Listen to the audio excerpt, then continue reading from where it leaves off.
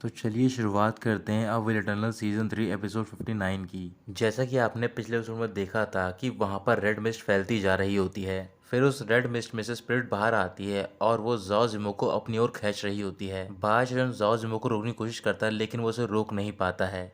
फिर वो स्पिरिट जाओ जिमो और बायजन पे दोनों पर अटैक कर देती है। तभी वहाँ पर जैंट गोस्किंग पहुंच जाते हैं और बोल रहे होते हैं किसकी हिम्मत हुई कि वो मेरी डॉटर और सन इन लॉ को हर्ट करेगा। ये बोलकर वो स्पिरिट पे काउंटर अटैक कर देते हैं। जाओ जिमो दूर जाकर गिरती है। फिर बायजन उसके पास जाता है। जाओ जिमो उठते और वो देखकर बोल रही होती है कि ये फादर हैं।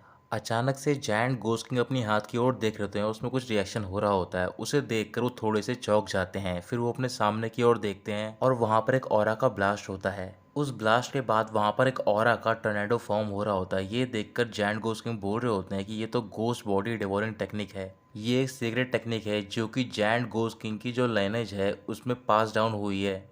आखिर में तुम हो कौन? तभी वो स्पिरिट बोलती है तुम मरने वाले हो तो फिर तुम्हें पूछने की जरूरत नहीं है। तुम सबकी लाइफ कुछ भी नहीं है मेरे लिए, बल्कि सिर्फ ये बेट है जिससे कि मैं एक बड़ी मछली को बाहर निकालने की कोशिश कर रहा हूँ। ये बोलकर वो दोबारा अटैक करता है। जायंट गोस्ट किंग उसके अटैक को रोक देते हैं अपनी स्पिरिचुअल बॉडी से। स्पिरिट बोल रही होती है कि ये सब यूजलेस है, मैं एक इमोर्टल सोल हूँ, किसी भी डिवाइन एबिलिटी का तुम यूज करोगे मैं उसे अब्जॉर्ब कर लूंगा और ऐसे ही मैं बैटल में और ज्यादा स्ट्रांग होता रहूंगा। ये बोलकर वो जायंट गोस्ट किंग की थोड़ी पावर को अब्जॉर्ब कर लेता है और वो बोल रहा होता है कि तुम तैयार हो जाओ मेरे नरिशमेंट बनने के लिए। तभी जायंट गोस्ट किंग उस स्पिरिट को चेन में जकड़ देते हैं और उससे बोल रहे होते हैं कि हम दोनों ही गोस्ट पार्ट को कल्टीवेट करते हैं, तो फिर तुम्हें पता होना चाहिए कि इसकी वीकनेस कहाँ पर लाई करती है। वो स्पिरिट अपनी बहुत सारी पावर का यूज कर रही होती है उन चेन्स को ब्रेक करने के लिए। उस पावर का ऑरा इतना होता है कि वो आसपास सारी चीजों को हर्ट कर रहा होता है। ये देखकर बायजन अपने टर्टल शेल को सम्मन करता है जिससे कि वो सबको उस ऑरा से बचा लेता है। काफी कोशिश करने के बाद वो स्पिरिट चेन को ब्रेक कर देती है। तभी वहां पर सेलेस्टियल मास्टर पहुंच जाते हैं और वो स्पिरिट पर अटैक कर देते हैं। सेलेस्टियल मास्टर बोल रहे होते हैं कि तुम सारे दूर हट जाओ और ये मैटर मुझे हैंडल करने दो।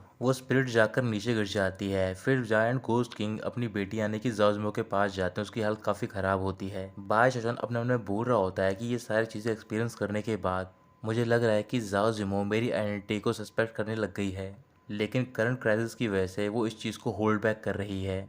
चलो ठीक है, फिर मैं इस किलिंग स्पिरिट से डील करने में फोकस करूंगा।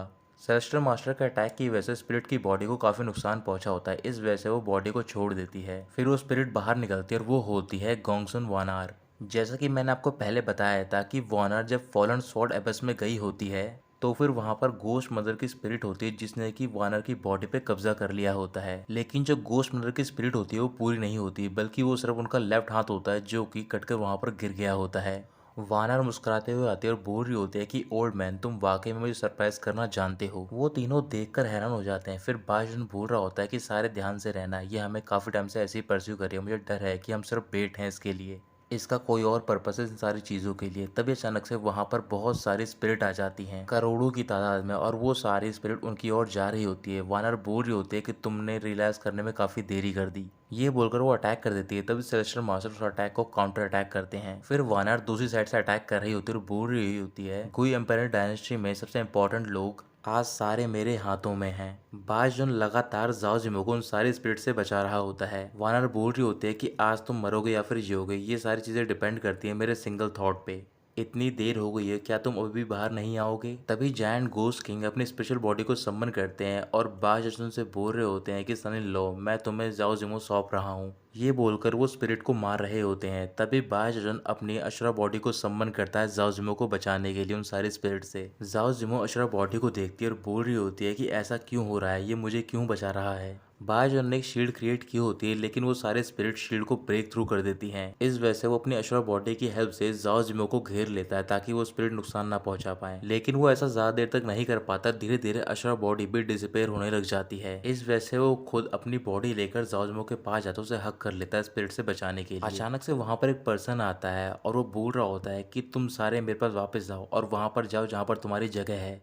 वानर मुस्कुराकर बोल रही होती है कि मैं बिल्कुल सही थी, मुझे पक्का यकीन था कि तुम इसे नहीं मरने दोगे। सारे स्पिरिट ऊपर की ओर जा रही होती है जहां से वो आवाज आई होती है। वानर मुस्कुराकर बोल रही होती है कि तुमने वाकई में फाइनली डिसाइड कर लिया अपने आप को यहाँ पर शो करने के लिए। अंडरवर्ल्ड एम्पायर फिर वहाँ पर एक अलग ही स्पेस का पोर्टल ओपन होता है और उसमें से एक पर्सन बाहर आता है और ये वही ओल्ड मैन होता है जिसने कि बाशजन की हेल्प की होती है ल्यूशन क्लैन में। असल में ये पर्सन ग्रेव कीपर होता है जिसे कि हेल एम्पायर भी कहा जाता है या फिर अंडरवर्ल्ड एम्पायर। अंडरवर्ल्ड एम्पायर बोल रहे होते हैं कि मैं काफी टाइम से रिट्रीट कर रहा था, फिर भी तुम इंसिस्ट करियो मुझे परस्यू करने के लिए। वानर बोल रही होती है कि अगर तुम नहीं चाहते कि मैं तुम्हें और ज्यादा परस्यू करूं तो फिर तुम्हें मेरे लिए वर्ल्ड गेट को ओपन करना होगा और मुझे यहाँ से जाने देना होगा। बाशजन हैरान होता है और बोल रहा होता है कि असल में जो टूम गार्जियन एल्डर है वो ही अंडरवर्ल्ड एम्पायर है। इसका मतलब शुरुआत से ही ये सब इसने सेट किया था ताकि ये टूम गार्जियन एल्डर को फोर्स करे कि वो यहाँ पर आ जाएं। अंडरवर्ल्ड एम्पायर बोल रहे होते हैं कि वर्ल्ड गेट को ओपन करने की जो कंडीशन है वो अभी तक रिक्वायरमेंट मीट नहीं हुई है, किसी भी हालत में मैं उसे ओपन नहीं करूंगा। वानर कह रही होती है कि अगर ऐसी बात है तो फिर तुम मुझे ब्लेम मत करना कि मैं थोड़ी इम्पोलाइट हो जाऊं। ये बोलकर वो अंडरवर्ल्ड एम्पायर पे एक बहुत ही बड़े क्लॉ से अटैक कर देती है। अंडरवर्ल्ड एम्पायर अपनी एक फिंगर को उस क्लॉ पे टच करते हैं और वो क्लॉ डिसअपीयर हो जाता है। इसके बाद वानर लगातार अंडरवर्ल्ड एम्पायर पे फिजिकल अटैक कर रही होती है, लेकिन अंडरवर्ल्ड एम्पायर को कोई फर्क नहीं पड़ रहा होता। तभी वो वानर का हाथ पकड़ लेते और बोल रहे होते हैं मैं पहले से जानता हूँ कि तुम्हें एक बार फॉलन ऑफ एवरस्वर्ड में फॉलन स्वॉर्ड से सप्रेस किया गया था। भले ही तुम इमोर्टल सोल हो, अगर तुम ऐसे ही इंसिस्ट करती रहोगी तो फिर मैं तुम्हें दूसरी बार सप्रेस करूंगा। ये बोलकर वो उसके फोरहेड पे अपनी फिंगर टिप को रखते हैं जिससे कि वानर एक दूसरे स्पेस में चली जाती है। लेकिन कुछ ही सेकंड बाद उस स्पेस में से एक बहुत ही बड़ा हाथ बाहर आता है। अंडरवर्ल्ड एम्पायर बोल रहे होते हैं कि भले ही तुम ट्रांसफॉर्म कर लो लेकिन आखिर में तुम सिर्फ गोस्ट मर्डर का एक आर्म हो जो कि कटा हुआ है। अब वानर की बॉडी बहुत बड़ी हो गई होती है और वो अंडरवर्ल्ड एम्पायर पर अटैक कर देती है। उसका ऑरा इतना पावरफुल होता है कि जितने भी लोग वहां पर होते हैं वो सारे वहां से दूर चले जाते हैं। अंडरवर्ल्ड एम्पायर को कोई भी फर्क नहीं पड़ रहा होता और बोल रहे होते हैं कि भले तुमने अपनी आधी मेमोरी और पार्शियल कल्टीवेशन को रिकवर कर लिया है लेकिन तुम्हारी पावर अभी भी बहुत कम है तुम्हारी ओरिजिनल फॉर्म से। ये बोलकर वो दूसरे पोर्टल में अपना हाथ डालते हैं और वहां पर वो फॉलन स्वॉर्ड को सम्मन कर रहे होते हैं। उस स्वॉर्ड के अलग अलग टुकड़े हो रखे होते हैं। फिर धीरे धीरे वो स्वॉर्ड पूरी तरीके से ठीक हो जाती है। अंडरवर्ल्ड एम्पायर उस स्वॉर्ड को बाहर निकालते हुए बोल रहे होते हैं कि इसका यूज करके मैं तुम्हारी रेमिनेंट सोल को सील कर दूंगा। ये बोलकर वो अटैक कर देते हैं वानर पर और जो वानर की बड़ी बॉडी होती है वो डिसअपीयर हो जाती है और जो रियल बॉडी होती है वो नीचे की ओर गिर रही होती है और स्वॉर्ड उसके ऊपर जा रही होती है। वानर चिल्लाकर बोल रही होती है कि तुम किस चीज का वेट कर रहे हो, क्या तुम अभी भी अपीयर नहीं होगे। तभी अचानक से अंडरवर्ल्ड एम्पायर पर अटैक होता है। अंडरवर्ल्ड एम्पायर बड़े आसानी से उस अटैक को रोक देते हैं लेकिन वो अटैक जाके स्वॉर्ड पे लगता है और स्वॉर्ड डिसअपीयर हो जाती है जिस वजह से वानर जाके नीचे गिर जाती है। अंडरवर्ल्ड एम्पायर कह रहे होते हैं कि आखिर में तुम भी यहाँ पर आ गए हो तोंग त्यान दाओ। त्यान दाओ बोल रहा होता है कि टूम गार्जियन ये मेरा प्लान था और तुमने बहुत पहले इस प्लान को समझ लिया था। तभी त्यान दाओ अपनी पावर का यूज करता है और वो बाशजन की ओर देखने लग जाता है और उस पर प्रेशर डाल रहा होता है अपनी आइज से। त्यान दाओ कह रहा होता है करीबन 10,000 सालों से इस टूम में ट्रैप था और मैं अपनी इंटेलिजेंस की लिमिट काफ़ी टाइम पहले ही रीच कर चुका था। आज मैं सारी चीज़ें सेटल करूंगा। अंडरवर्ल्ड एम्पायर बोल रहे होते हैं मैं भी काफ़ी टाइम से इस दिन का इंतज़ार कर रहा था। बाशजन बोल रहा होता है कि ये लोग जिस टूम के बारे में बात कर रहे हैं और ये वर्ल्ड गेट ये सब है क्या। सेलेस्टियल एम्पायर बता रहे होते हैं कि तोंग त्यानलू डोमेन यानी कि तोंग त्यान डायनेस्टी में हम सबको रेबल बोला जाता है लेकिन इसके बावजूद भी ये जानते नहीं कि असल में ग्यू एम्पायर डायनेस्टी यानी कि आर्क एम्पायर डायनेस्टी की जो ट्रू ऑर्थोडॉक्स पावर है ये उस टाइम की बात है जब हमारा वर्ल्ड आउटसाइड वर्ल्ड से कनेक्टेड था, वो भी एक वर्ल्ड गेट के थ्रू। जब मास्टर ऑफ जनरेशन की मौत हुई तब उन्होंने इस वर्ल्ड को एक टूम में ट्रांसफॉर्म कर दिया और वर्ल्ड गेट को क्लोज कर दिया। साथ ही में आखिरी एक विश भी रखी कि जो कोई एम्पायर लेगेसी को कल्टीवेट करेंगे ग्रेट कंप्लीशन रियलाम तक वो ही दोबारा वर्ल्ड गेट को रीओपन कर सकते हैं। लेकिन त्यान दाओ का हमेशा से ही ये रहा था कि वो एम्पायर को ओवरथ्रो करना चाहता था। इस वजह से ये सारी चीजें टर्मोइल के टाइम में लॉस्ट हो गई और एक लेजेंड में तब्दील हो गई। बाशजन बोल रहा होता है मुझे नहीं पता था कि इस वर्ल्ड की सच्चाई ऐसी है। सेलेस्टियल एम्पायर बोल रहे होते हैं कि ये वर्ल्ड बहुत टाइम पहले ही ऑर्थोडॉक्स पाथ को भूल चुका है। फर्क नहीं पड़ता कि त्यान दाओ का कल्टीवेशन कितना सुप्रीम है, वो सिर्फ अपनी पावर पर रिलाय नहीं कर सकता वर्ल्ड गेट को ओपन करने के लिए। इधर त्यान दाओ अंडरवर्ल्ड एम्पायर से बोल रहा होता है कि या तो तुम आज इस वर्ल्ड गेट को ओपन करोगे या फिर मारे जाओगे। ये बोलकर वो अंडरवर्ल्ड एम्पायर पे बहुत सारी स्वॉर्ड से अटैक कर देता है। अंडरवर्ल्ड एम्पायर स्वॉर्ड को काउंटर करने के लिए बहुत सारे स्पिरिट को वहां पर भेज देते हैं। ये सब देखकर वानर बोल रही होती है कि त्यान दाओ अगर मैं एक बार अपनी एनर्जी को रिकवर कर लूंगी मैं तुम्हारी हेल्प करूंगी। ये बोलकर वो एक अपनी घोंसली कंपेनियनशिप की रिंग बाहर निकालती है। वो रिंग सारे स्पिरिट के नरिशमेंट को एब्जॉर्ब कर रही होती है। ये देखकर जायंट घोस्ट किंग बोल रहे होते हैं कि हम इस डीमन को रिकवर नहीं होने दे सकते हैं। फिर वो बाज उनकी ओर देखकर बोल रहे होते हैं कि तुम जाजुमो को प्रोटेक्ट करना। फिर वो सेलेस्टियल चैन के साथ चले जाते हैं उस डीमन यानी कि वानर को रोकने के लिए। सेलेस्टियल एम्पायर वानर को एक क्यूब में कैद करते हैं और जायंट घोस्ट किंग उस पर अटैक कर रहे होते हैं। वानर बोल रहे होते हैं कि तुम दोनों मिलकर मुझे रोकना चाहते हो, लेकिन तुम इसमें कामयाब नहीं हो सकते। ये बोलकर वो क्यूब को डिस्ट्रॉय कर देती है और वो उन दोनों पर अटैक कर देती है, जिस वजह से उन दोनों को नुकसान पहुंचता है। धीरे धीरे वानर की पावर बढ़ रही होती है। सेलेस्टियल एम्पायर बोल रहे होते हैं कि हम इसको अंडरवर्ल्ड एम्पायर के साथ इंटरफेयर नहीं करने दे सकते हैं। ये बोलकर वो दोनों मिलकर वानर से कॉम्बैट फाइट कर रहे होते हैं। इधर वाई शोचन जाओ जिमो को बैठाकर बोल रहा होता है कि अब मैं तुम्हें हील करूंगा। जाओ जिमो कह रही होती है कि मेरी फाउंडेशन पहले से ही डैमेज हो चुकी है, तुम अपने आप को परेशान मत करो। बाजन बोल रहा होता है कि तुम मेरी वजह से इंजर्ड हुई हो, तुम्हें हील करूं या फिर ना करूं ये फिर तुम्हारे ऊपर नहीं है। जाजुमो कह रही होती है कि भले कितने भी वाइटलिटी का यूज किया जाए, इसे रिटेन करना बहुत मुश्किल है। इधर त्यान दाओ और अंडरवर्ल्ड एम्पायर दोनों ही अपने ड्रैगन को सम्मन करते हैं और दूसरों से फाइट कर रहे होते हैं। अंडरवर्ल्ड एम्पायर बोल रहे होते हैं त्यान दाओ तुम ऑर्थोडॉक्स नहीं हो और तुम फोर्सफुली गेट को ब्रेक करने की कोशिश कर रहे हो। ये हेवन के अगेंस्ट में है और तुम्हें हेवनली पनिशमेंट भी मिलेगी। त्यानदाव बोल रहा होता है कि हेवनली पनिशमेंट, क्या तुम मजाक कर रहे हो? अगर मैं गुई एम्पायर डायनेस्टी को ओवरथ्रो करके एक नया ऑर्डर एस्टेब्लिश कर सकता हूँ तो फिर मैं तुम्हें मारकर हेवनली डाउ को रीशेप करूंगा। चलो आज डिसाइड ही कर लेते हैं। ये बोलकर वो कुछ सम्मन करते हैं और उसके सम्मन हो जाने के बाद त्यानदाव बोल रहा होता है कि तुम्हें त्यानदाव स्वॉर्ड या फिर स्वॉर्ड डोमेन तुम्हें हार्म नहीं कर सकती है।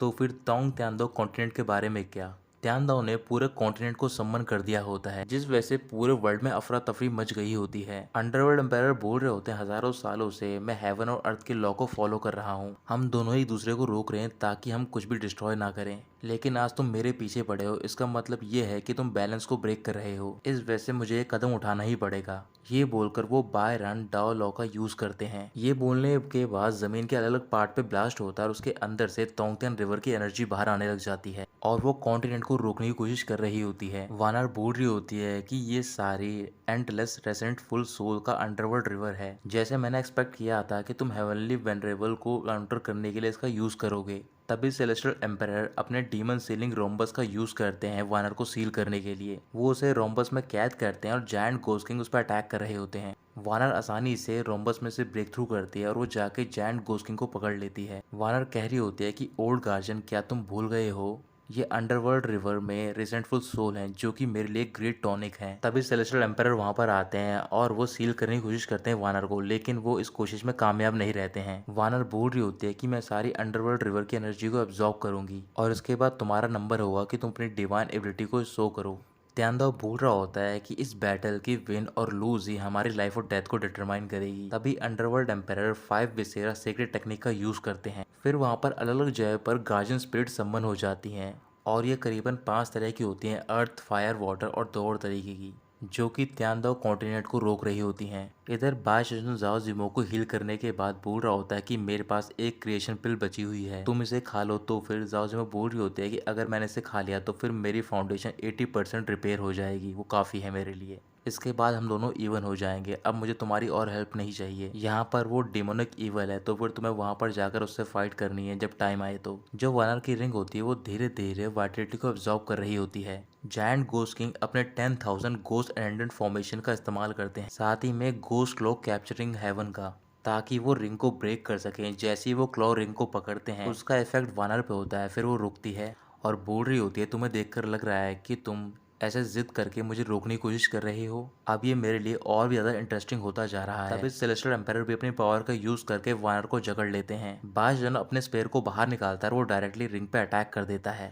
धीरे धीरे उस रिंग में क्रैक आ रहे होते हैं जिसका असर वानर पे पड़ रहा होता है। Giant ghost king celestial empire बाशजन से बोल रहे होते हैं कि तुम हम दोनों को फॉलो करो और मदद करो कि हम फॉर्मेशन को ब्रेक कर दें। धीरे धीरे क्रैक्स बढ़ रहे होते हैं। वानर बाशजन से बोल रही होती है कि तुम अपनी आइडेंटिटी को मत भूलो, तुम्हें शुरुआत से पूरी स्टोरी पता है तो फिर तुम्हें पता होना चाहिए कि तुम कौन सी साइड में स्टैंड करोगे और कोई भी मुझे रोक नहीं सकता है वर्ल्ड गेट को ओपन करने से, ताकि मैं उसकी हेल्प से आउटसाइड वर्ल्ड में पहुंच सकूं। ये बोलकर रिंग के बीच में पहुंच जाती है और अटैक कर देती है, जिस वजह से बाजन दूर जाकर गिरता है। वानर कह रही होते हैं कि तुम सारे बहुत ज्यादा रुकावटें क्रिएट कर रहे हो, इस वजह से मैं तुम सबको मार दूंगी। ये बोलकर वो सबसे पहले सेलेस्टियल एम्पायर पर अटैक कर देती है और वो अटैक इतना पावरफुल होता है कि सेलेस्टियल एम्पायर नीचे गिर जाते हैं। जायंट घोस्ट किंग भी अपने सीक्रेट टेक्निक का यूज कर रहे होते हैं वानर के खिलाफ। वानर अटैक से बचती है और हंसकर बोल रही होती है, ये कितने मजाक की बात है कि तुम्हारे एंसेस्टर ने कुछ फ्रैगमेंट्री स्क्रॉल को ही ऑब्टेन किया था और तुम्हारी इतनी हिम्मत की इसके बावजूद भी तुम मेरे सामने शो ऑफ करने की कोशिश कर रहे हो। ये बोलकर वो जायंट घोस्ट किंग की गर्दन को जकड़ लेती है और कह रही होती है कि जो मेरी दुनिया है वो तुम्हारे कंप्रीहेंशन से बहुत ज्यादा दूर है।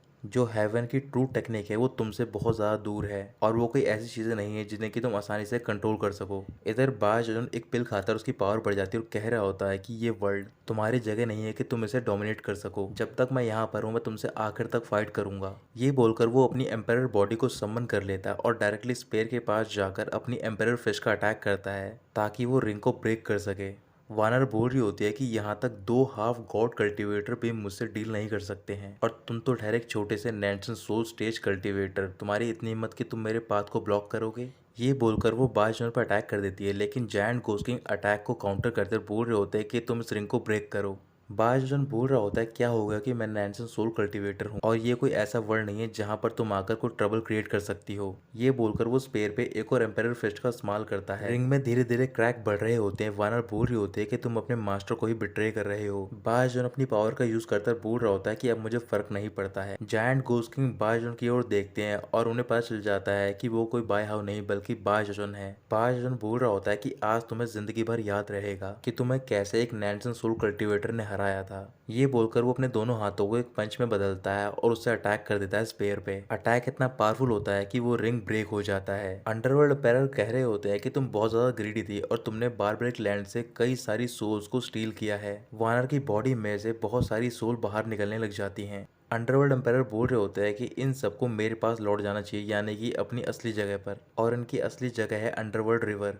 और रही ध्यान दो हमारी बात, तो फिर हमारी बैटल को यहीं पर खत्म हो जाना चाहिए। ये बोलकर अंडरवर्ल्ड एम्पायर पांचों स्पिरिचुअल गार्जियन को एक पिल में समन कर देते हैं। तभी ध्यान दो एक रॉक के बहुत बड़े हाथ से हेल एम्पायर को जकड़ लेता है। हेल एम्पायर यानी कि अंडरवर्ल्ड एम्पायर उस हाथ से ब्रेक थ्रू करते हैं और एक पोर्टल ओपन कर देते हैं। ये पोर्टल सारी चीजों को अपनी ओर खींचने लग जाता है, बिल्कुल ब्लैक होल की तरह। अंडरवर्ल्ड एम्पायर कह रहे होते हैं कि तुम्हें शर्म आनी चाहिए कि तुम बाई यी ग्यू लाइनेज के गार्जियन हो, इसके बावजूद भी तुमने अपनी डिवाइन एबिलिटी का यूज करा है और वर्ल्ड में इटरनल डैमेज का कारण बने हो। ध्यान दो भी पोर्टल के अंदर चला जाता है और उसे रोकने की कोशिश कर रहा होता है। साथ ही में कह रहा होता है कि तुम कुछ भी नहीं हो बल्कि तुम एक ओल्ड गोस्ट गार्जियन हो जो कि वर्ल्ड गेट को गार्ड कर रहा है। इसके बावजूद भी तुम्हारे पास गुई एम्पायर की ब्लड लाइन नहीं है और जो तोंग त्यान दो वर्ल्ड का हेवनली लॉ है उसने मुझे पहले ही रिकॉग्नाइज कर लिया है, तो फिर तुम मुझे रिकॉग्नाइज क्यों नहीं कर रहे हो। अंडरवर्ल्ड एम्पायर कह रहे होते हैं कि अगर तुम्हारे पास लाइफ सेविंग ब्लड नहीं होता अब तक तुम मर चुके होते।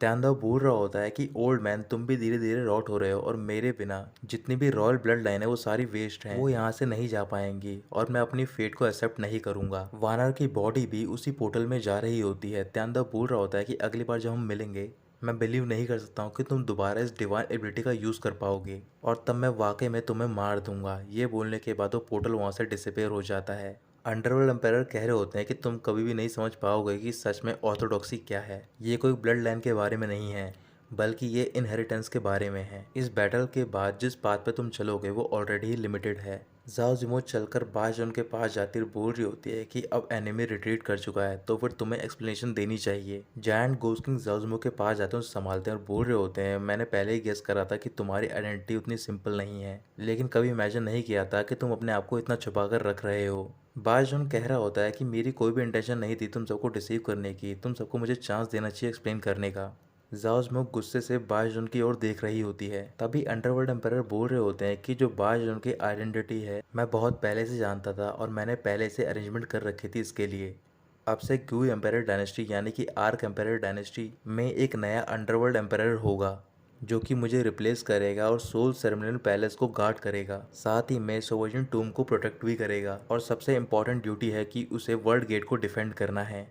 ये सुनकर सेलेस्टियल मास्टर जाओ जिमो और जायंट घोस्ट किंग चौंक जाते हैं। अंडरवर्ल्ड एम्पायर बाजन से बोल रहे होते हैं कि तुम मेरे साथ आओ। बाजन उनके पास जा रहा होता है, तभी वो रुकता है और जाओ जिमो की ओर देखने लग जाता है। कुछ सेकंड देखने के बाद वो अंडरवर्ल्ड एम्पायर के साथ चला जाता है। उनके जाने के बाद जायंट घोस्ट किंग सेलेस्टर मास्टर से बोल रहे होते हैं कि तुम पहले से ही इस लड़के की आइडेंटिटी जानते थे। सेलेस्टर मास्टर हटते हैं और बोल रहे होते हैं कि जो मास्क इसने पहना था वो मैंने ही क्रिएट किया था। अगर ये किसी ऐसे पर्सन के पास गया जिसे कि अंडरवर्ल्ड एम्पायर फेवर करते हैं तो फिर मैं भी फ्लो के साथ ही चलूंगा। तभी अंडरवर्ल्ड एम्पायर एक अनाउंसमेंट कर रहे होते हैं, हजारों सालों से मैं अंडरवर्ल्ड पैलेस को गार्ड कर रहा हूँ और अब मैं ग्रेट डाओ के पाथ को फॉलो करने जा रहा हूँ। इस वजह से मैंने लेगेसी को इनहेरिट करने वाले को ढूंढ लिया है जो कि इसका वर्दी है। अब से 1 महीने बाद अंडरवर्ल्ड एम्पायर के सक्सेशन की सेरेमनी होगी। अब मैं पूरे वर्ल्ड को अनाउंस कर रहा हूँ, जितने भी इन्वॉइस हैं उन सबको ये नोट लेना है। तो फिर दोस्तों यहीं पर ख़त्म होता है सीज़न 3 का आखिरी एपिसोड। आगे की अपडेट के लिए हमारे चैनल को सब्सक्राइब करें और हमारे साथ बने रहें।